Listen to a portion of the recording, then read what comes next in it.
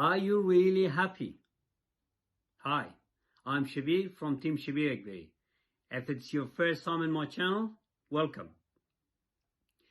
I was in this interview that Jay Shetty been interviewed by Amanda from Indigo Publishing Company, and it was so powerful. This interview explained a lot of aspects of our lives, how to be happy. And Jay Shetty, if you don't know Jay Shetty is an author, he's a public speaker, he's a coach, and his mission is to make wisdom viral, to go to everyone around the world. So that's his mission. And he has just published a book. The title is Think Like a Monk. Why think like a monk? He has explained in his interview that the research has shown that the monk's mind is the happiest mind in the entire world. And I have written some notes from his interview, but I brought this interview here. So the interview was so good, and I was asking myself, I'm learning from this interview, how I can help others to learn from this interview, because that was live. And a quick thinking, I recorded that interview. And I'm sharing it here with you, amazing people. For each of you, you can learn from this.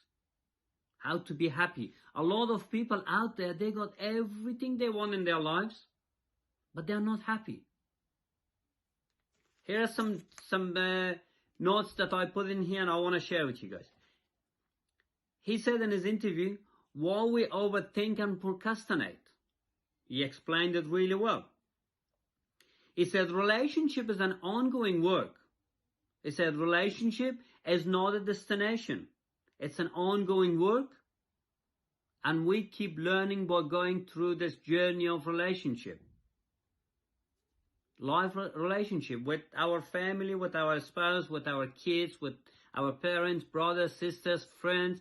It's about the relationship. It's an ongoing process that does not finish. He said the three main habits that we all have. He has explained to us so well in the interview. He said the purpose is to bring people along with us to learn. That's what I do here in my YouTube channel. It's my journey of my life. How I turn around my life, how I'm learning every day. Because I always say I'm always a student. I'm learning. I'm a student every day. I'm learning. And I share. I follow the formula. Learn, do, and share. He said, what we can learn from our struggles, from the obstacles that we face. Because this life is full of challenges. What we learn from it. He's explaining some techniques and some wisdom, how we can learn from it. This is another important thing he said. He said, the morning is for us. The rest of the day is for others to serve them. He gave some good examples in there. He explained about the meditation, how to do meditation. That was so powerful. Where to start and the benefit of meditation. So the interview, I've recorded it. Let's go together and listen to it and learn from it. I will come back to this video in my channel, and I just keep listening to it and learn from it because it's so powerful. You will love it, I guarantee this. That's why I decided to bring it to you. Again, learn, do, and share. That's what I'm doing. And I hope you enjoyed this interview. Let's go together and listen to it. How are you doing? I'm doing really well. How are you? Very good. It's nice to see you. Yeah, it's nice to see you. Thanks so much for this opportunity. It's wonderful to be able to talk to you. In preparation for this interview, I'm Amanda, by the way, and everybody, hello. Of course. Hey, Amanda. Nice to meet you. I'm a member of the book team here at Indigo. I work with the events team as well, and we've been using this platform to meet and talk to a lot of our authors this year and give our customers and our followers a chance to kind of get a glimpse behind the book. And so I'm really excited to talk to you about some of the work that you've done that brought you to the point of this book. So why don't you tell us a little bit about why you get to tell us how to think like a monk? What makes you the expert? Definitely not the expert, definitely a student of monks' minds, but I got really fortunate to meet a monk when I was 18 years old. It was the first time I'd ever met a monk of any kind. I didn't really know what monks did or what monks were about, and I don't think many people do. And I went there not really expecting anything. I was interested in hearing about people who'd gone from rags to riches, or people who'd been through some really deep pain and struggle and come out the other side. But when I met this monk, I experienced something very different. I realized now that when I was 18, I'd met people who were rich, I'd met people who were famous, I'd met people who were beautiful and attractive and smart and intelligent, but I don't think I'd met anyone who was truly happy.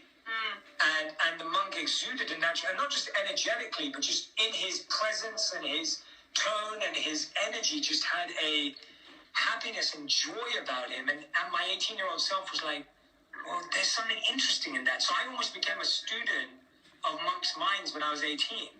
So this book is, of course, there's personal stories and personal experiences, but this book is less about just my monk mind. It's more about the study of monks' minds for thousands of years. And research shows that monks' brains, when they're scanned, science shows that monks have the happiest, most joyful, and most present brains in the whole entire planet. And that makes it so exciting to learn about how to think like a monk. Because imagine if you could have more calm, more joy, and more happiness in your own life. Yeah, I think that's really interesting, the point you bring up about science, because I think sometimes that's the leap that we need. That's the gateway that we want to understand that what we're doing is kind of been vetted, that it's worth our investment. And some of the words that you've attached to this learning are things like training, exercising, practicing. And I thought maybe you could tell us a little bit about why it's just not absorbing the information and you can just go out and start thinking like a monk. Tell us a little bit about that transition. Yeah, so for me, I believe that in any transformation you want to make in life, you need stories that inspire you, you need science that helps you believe, and then you need steps to make it practical. Right. So in this book, I really focused on telling the stories, my story, stories of incredible people that I've studied, whether they're monks or not monks, or they were monks, stories of other people as well that I think like monks. I've got the science that I've done. We had incredible researchers that went out and have done these studies, and we incorporated them in the book. And finally, the most important part is giving people the steps and the strategies to actually create that transformation. And I think that's often the missing link, that the ideas are interesting. Yes. The concepts can be fascinating, but if we don't know how to implement this in our life, and so you'll find every other page in the book, there's these highlighted try this sections. Yes. And those are there for you as you read the book to just stop, put the book down, and maybe you might even try that out for the next 3 days before you come back to the book. And I'd love for you to use the book as an experience, as a workbook, where you're testing and experimenting the ideas. Yes. And I think the book is really an experience and an experiment. It's not just a reading book. Yeah, I think that's what's so interesting about how when I opened it up, there were certain areas that I was really drawn to. You know, I love the idea of creating ritual in your mornings and your evenings, that kind of sun up, sun down structure and how important that is. But the things I found that I was rushing through or I felt more nervous about. I was like, oh, that's interesting that I'm a little bit cautious about investing in this part and wondering why I'm not quite ready to, like, I was thinking of the one about overthinking and procrastination, right? And why we do that. And then procrastinating about thinking about it, which was the irony of the whole thing, is that I refused to do the work. And so when you broke all these things down, and in the book there are 12 major steps that you advise people to go through, and you motivate with a lot of personal stories, a lot of anecdotes to keep the pace going and to keep the motivation going. Which one for you was the most difficult? Which one? What do you mean? Which of the 12 steps for you is the most challenging? Well, I think the hardest skill of all time is always relationships. Sure. Because the reason is that relationships include not only your mind, but someone else's mind. Sure. Yeah. So now you not only have to think like a monk, you have to try and help the other person think like a monk, and then hope that you can, so there's all of that going on all at the same time. And so I find that relationships is the most ongoing work for everyone, whether that's personal relationships, professional relationships, romantic relationships, whatever it may be. That's always the one that requires the most effort, the most work, and the most stillness to really make sure that we're trying to do that in the right way. Yeah. I love the word that you use, which is compatibility, right? So it's not just like succeeding in a relationship or getting into a relationship or keeping a relationship, but kind of this ongoing work of adapting and compatibility. And that just seems like it doesn't end. Like that's not a destination. That seems like it's something that you're just going to be working through forever. Exactly. Yeah. And I think a lot of this, and I think about this in a lot of things in life, that everything's almost like a lifelong journey. But if you can see the points on the map on the way, yes, then that makes you feel better. And that's what the book's about. It's like helping you see the points on the map so you can learn to navigate it all and to get the next step right, rather than when you're just kind of blindly walking around hoping that you might get somewhere.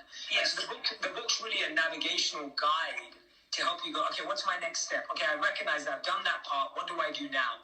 And I think that's a really great way to think, because it's about moving in the right direction rather than just trying to make a big decision. Yes. And I think, one of the name of your podcast, I think On Purpose, that idea that that you just do something with a set intention is really interesting for us at Indigo, because one of the things that we've been working on as a company is our goal of being a company where people can come, where you want to live with intention, where you set intentions every day, whether it's the small intention of a really elegant lunch or a really healthy menu, or something more large, like you want to understand a big concept that's happening out in culture around you, that we do these things with intention. And when we set these intentions, we're more likely to succeed. And so maybe you can tell us a little bit about what you've learned on your podcast from people who have experienced that. Yeah, the podcast has been just such an incredible gift, and to sit down with people and people who've lived incredible lives. And what I've found is that there are 3 key habits or principles that everyone who's been on the podcast has lived by. One of the first ones is that everyone has the ability to respond to failure and rejection.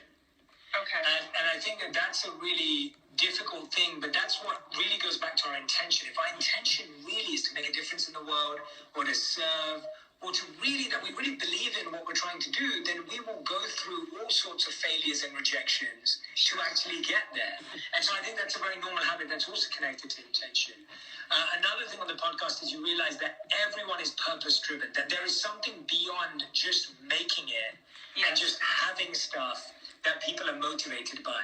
Whether it was about doing something that no one had done in their family, whether it was about inspiring others, whether it was about serving others through a charity or philanthropic project.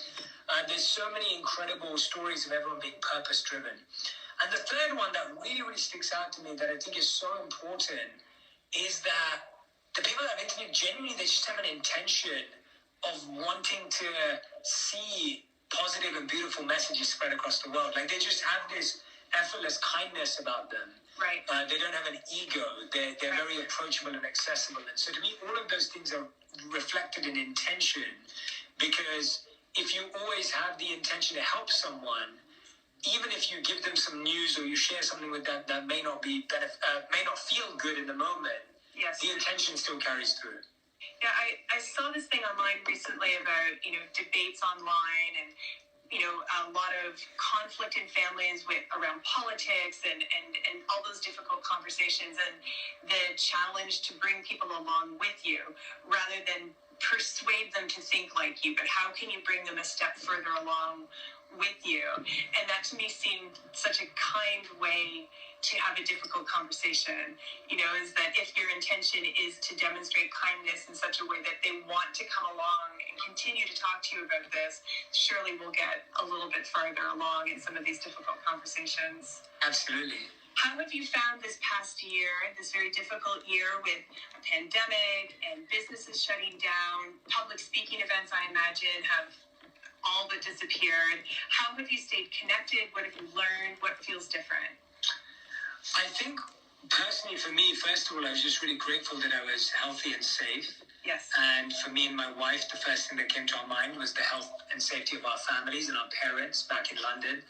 But moving from that, and we lost some people that we were really close to during this time in England as well. Yeah. And so looking at it through that lens, in terms of personal lessons and everything for me, the biggest thing was very welcome stillness. And so even though in the beginning the stillness was uncomfortable because, like you said, things are closing down, we're losing opportunities and so much stuff. I mean, my book got pushed back. You know, there were so many things that changed. I wasn't able to go on tour. You're right. The public speaking engagements were slowing down. And so with all of that happening, it may seem uncomfortable, but actually it turned out to be like a very welcome stillness. Right. Which really actually gave me so much more clarity about everything I was doing. Yes. And that's what I love about slowing down. There's a beautiful study that I talk about in the book, which is done on the Good Samaritans. And the Good Samaritans are obviously trained to be good people and do good in the world. But in this experiment, they told them that they had to give a speech in like 10 or 15 minutes about being a good Samaritan. And they had to walk from building A to building B, where they were learning in building A, they had the exam in building B, and then to walk across the street and go and give this speech. Now, when they're walking across the street, there was someone on the street who was hurt. And you could see that they were hurt on the ground and their leg was grazed. And a high percentage of the Good Samaritans, because they were rushing, because they were late to give this speech, they ignored the person that was in pain and went to give their speech. Incredible. And so this experiment was shown to show that when you feel pressure, or you feel like you're in a rush, or you feel like everything's about getting stuff done, you actually lose your humanity. Right. And so I feel like for a lot of us, and I saw this in the world, like I feel that there was this outpouring of love and kindness and compassion from so many people in the world because we had a stillness where people could actually access that part of themselves. Yes. Yeah, I think we had an opportunity to really evaluate horizons. You know, both like what we are going to do with our daily horizons, those very short hours now that you're at home, that used to feel the day would fly by, and we heard people worried about, I'm going to get bored, I'm going to need a hobby, I need to make yeast from scratch, there's all these things that I need to do to keep myself occupied. And then as we got further along, I think, you know, people gained a bit of perspective, and we began to hear conversations that were very difficult and very wide in scope, but more people had the capacity to have those conversations and participate. It's been kind of amazing. Yeah, it's always, you know, there's always two ways to look at everything. And I think growth is never good looking. Because it's always like, growth doesn't look good. And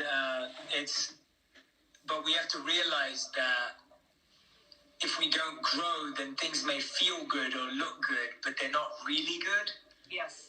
And so that's the painful part about growth, both internal and external, both personal and collective. Yes. And I think the key is always to remember that we need to grow together, and we need to try and guide ourselves to grow as a community, as a society, as humanity, as opposed to only trying to grow our individual agendas or egos. Yes. Can you talk a little bit about the importance of struggle?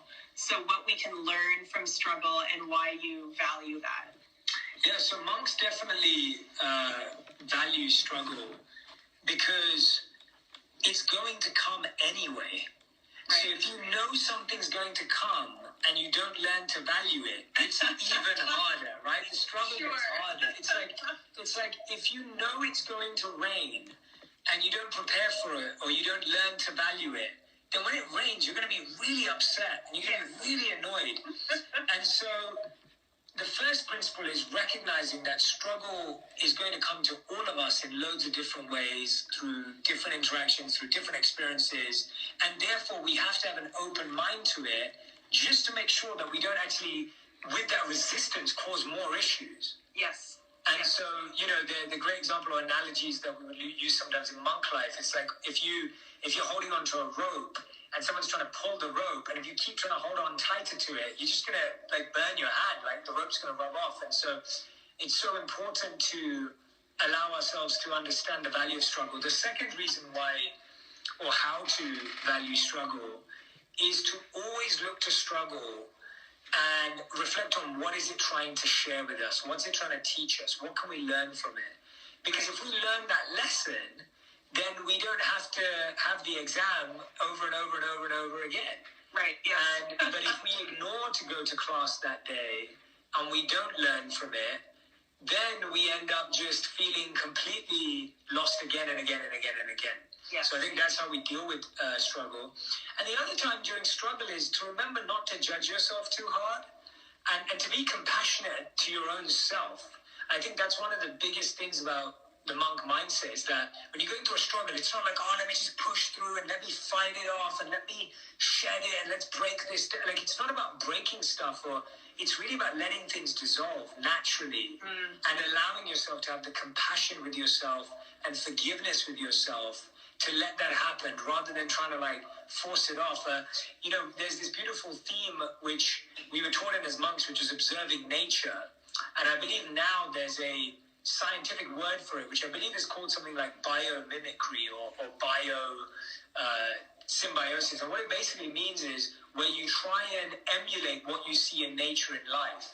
So if you look at how the seasons change, and they change effortlessly. If you look at a tree in autumn, it will just shed its leaves. And it's not like they all fall off on the same day, but they fall off naturally.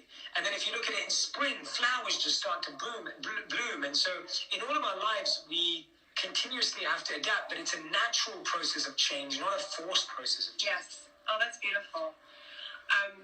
One of the things that I thought was really interesting that you focused in on is this idea that when we are experiencing gratitude, it is a singular experience. So when we are immersed in gratitude, there's no room for other emotion. Yeah. And you talk about kind of the boon that comes with that when you can just kind of be completely immersed in it. What's the benefit of that? Why is that an important part of your learning? Yeah, so there's so much science on gratitude as well, whether it's improving your immunity or boosting your mood. And the number one thing out of it is deepening your relationships. Right. So what I love about gratitude and the level of experience you talked about is when your gratitude is not just felt and experienced, but when it's expressed. So when your gratitude is actually shared. So it's not just about like, oh, I feel grateful today and I'm so happy today. It's about when you actually say, and I'll give you an example actually. Name two of your friends, two of your closest friends. Oh, Alex and Alana. Okay, Alex and Elena, am I saying that right? Okay, so Alex and Elena, this is a disclaimer. I do not know you, and anything I say does not reflect your life. So let's talk about Alex. So let's say you throw a party after lockdown's over. Alex and Elena come, and they come to the event, and then afterwards they text you, and Alex texts you and says, hey, I had a great time, thank you. Right. And now Elena messages you, and she says, oh my gosh, I had an amazing time. That party was incredible. I loved the food. And that chocolate cake you made was amazing. And the games we played, this was literally the highlight of my year. Thank you so much. Now, you're a grateful person, but which one makes you more happy or joyful? Elena, because of the detail, right? Totally. Like just how open she was about what she enjoyed. Exactly. The answer is so obvious, unless someone's trying to be awkward. The answer is so obvious that when you give detailed, personalized, specific gratitude, yes, it makes the other person's day. But here's the more interesting part. Not only does it bring the other person more joy, it actually brings you more joy because you think, wow, someone loves me so much that they invited me to that party. Someone cares about me so much that they did all of that and allowed me to be part of that experience. Yes. That's the power of sharing detailed gratitude, that it gives that person joy and gives you joy as well. That's lovely, because I think often what we see, with gratitude journals is it's very, very reflective, and it can feel a little indulgent at times, right? And maybe just a bit of list making, where you feel like I'm just counting my blessings in a way, but that you've attached an action to it really allows it to be more of a movement, right? Yeah, send a voice note, send a text message, send a video, email someone, send a gift, write a letter, be old school. Like, just there are so many ways, and if you just did that for just one person a day, right, just one person a day, your bond with that person will go so much deeper. And I've noticed that. I mean, And you know when it's fake and not fake too. Like, you know when it feels unreal. But I think that's why you have to really, you can only express gratitude to people that you genuinely feel grateful for, but you'll feel more grateful if you look at the uniqueness of an opportunity. And I'll give you an example right now. Like, I've been staying up, I've been doing interviews like a lot this week. And every day I remind myself, I'm just like, how lucky am I that so many people are interested to train their mind for peace and purpose every day, and I get to be of service to them. And so then when I am genuinely grateful to be here because it's such a unique opportunity. And I think for all of us, we have that in so many different ways. Yes. And I just think that gratitude's underestimated because we see it as this wishy-washy thing. But actually, scientifically, it's super powerful. And you make a very similar point too with service, right? The idea of being at service and kind of having a servant mindset, and not just in a transactional way. So that there's lots of ways that we can show up and serve the people around us. Maybe you can talk a little bit more about that. Yeah, absolutely. Service was something that was so much a part of our monk life, whether it was serving children food because they didn't have access to warm meals, or whether it was serving the homeless, or whether it was serving villages. It was such a big part of our culture and community, and such a big part of our day. We were told that the morning is for yourself and the rest of the day is for service. And so it was such a big part of our lives. And then I started looking into the science of service, and Michael Norton at Cambridge University did this fantastic study, and it showed how whether we're spending money on ourselves or others, when we do something for ourselves, our happiness doesn't go up or down. But when we spend money on other people, our happiness increases by at least 10%. And similarly with energy, similarly with time, not just money. And so when you think about service, we sometimes think, oh no, maybe I need to start a big charity, or maybe I have to start a foundation. You don't. You could volunteer at your local charity. You could volunteer at a local event. You could do it with your work team. I know that that's a beautiful thing that in companies I've worked for in the past, we would do charity away days where we would go away as a team and try and serve. Or it could be something even much more simpler. It could be helping your next door neighbor. It could be helping a friend with a challenge. The point of service is to try to help someone. Now, here's where we go wrong with it. We don't try to just support someone. We try and solve their problems. Yes. And that's where it gets tiring. That's where it gets annoying, and that's where we get frustrated because no one listens to us. Yes. And that's why we experience what is known as compassion fatigue. Right. Where you feel like, oh, I'm trying so hard, but it's like, no, you're not trying to solve someone's life. You're not responsible for that person's life. You're just trying to support and be there for them. And if you can do that, then that's service. It's lovely to think of showing up as like shoulder to shoulder and just being company on someone. Yes. Yeah, absolutely. It's about being present with someone while they go through their transformation. It's not being their transformation. Like, you're not going to, and I think that even as a teacher or as an author, as a speaker, like, even I always remind myself that I have to realize that I can't, and I get a lot of messages like, Jay, you help me do this, or you help me do that. And I always message back, be like, no, you did that. Like, you did that for yourself.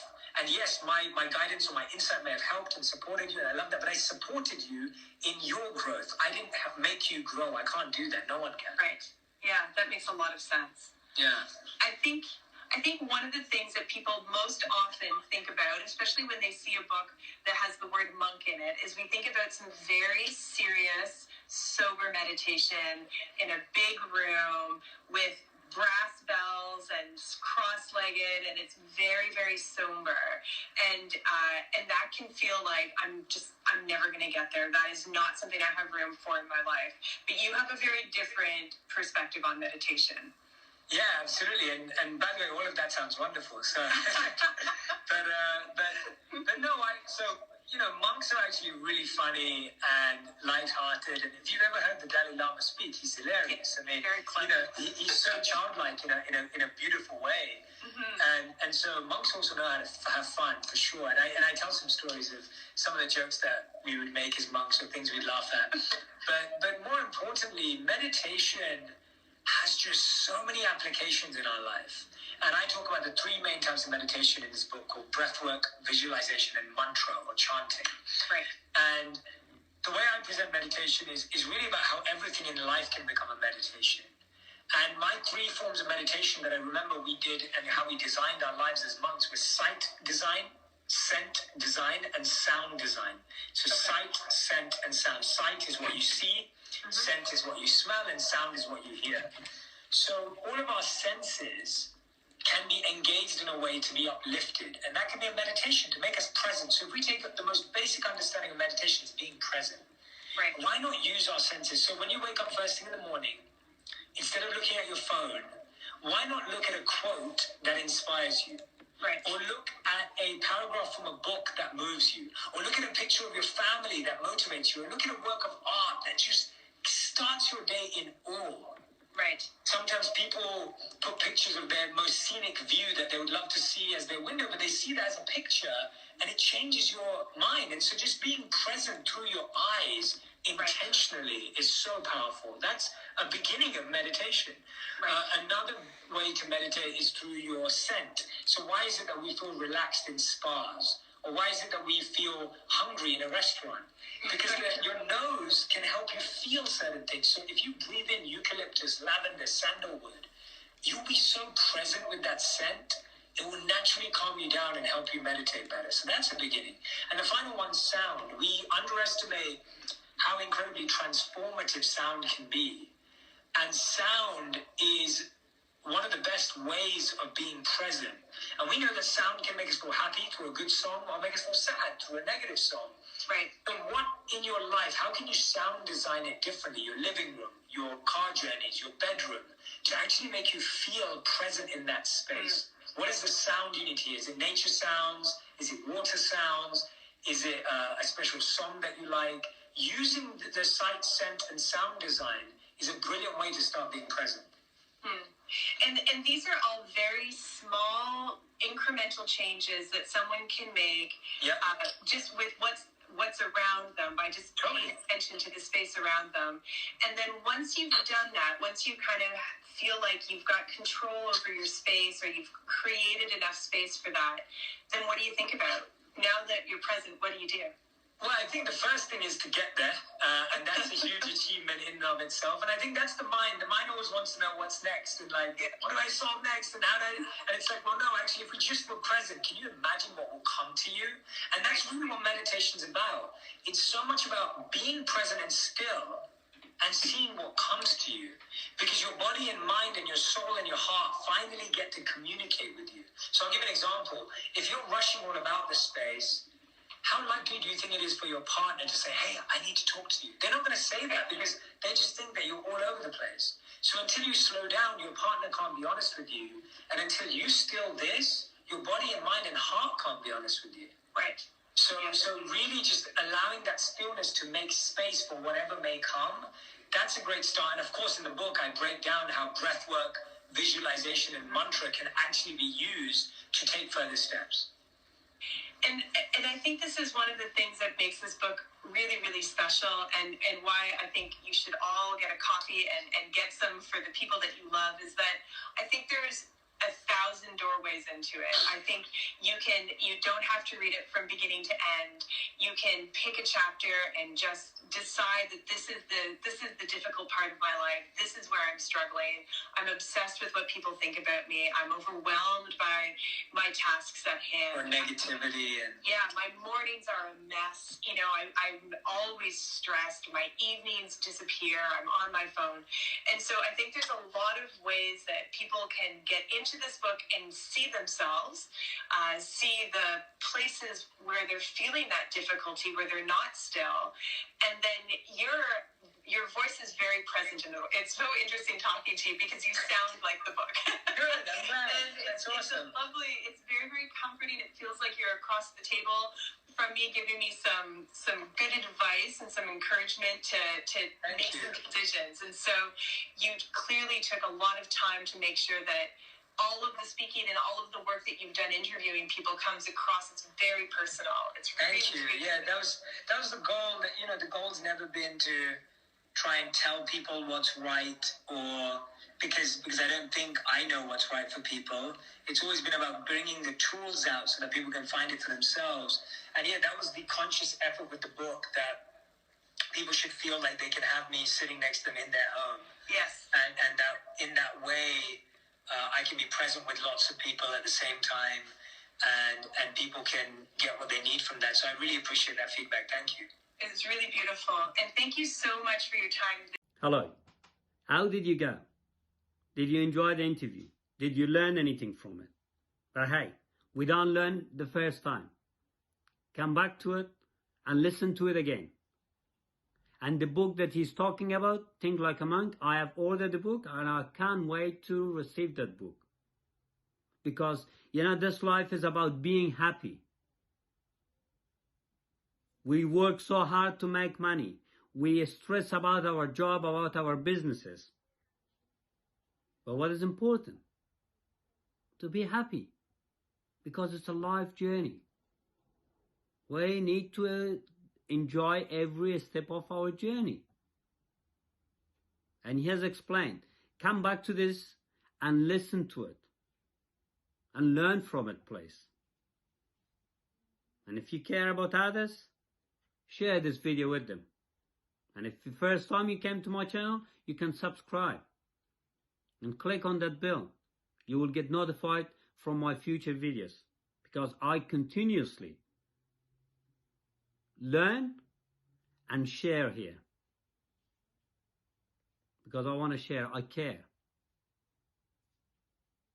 The benefit of gratitude, he has explained so well. I hope you have enjoyed it.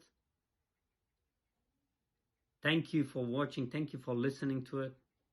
When you're happy in your life, I get fulfilled in my life. That is the purpose of my life, right behind me in here. Being grateful. Shetty has explained in his interview the benefit of being grateful. Gratitude. So important. Thank you guys.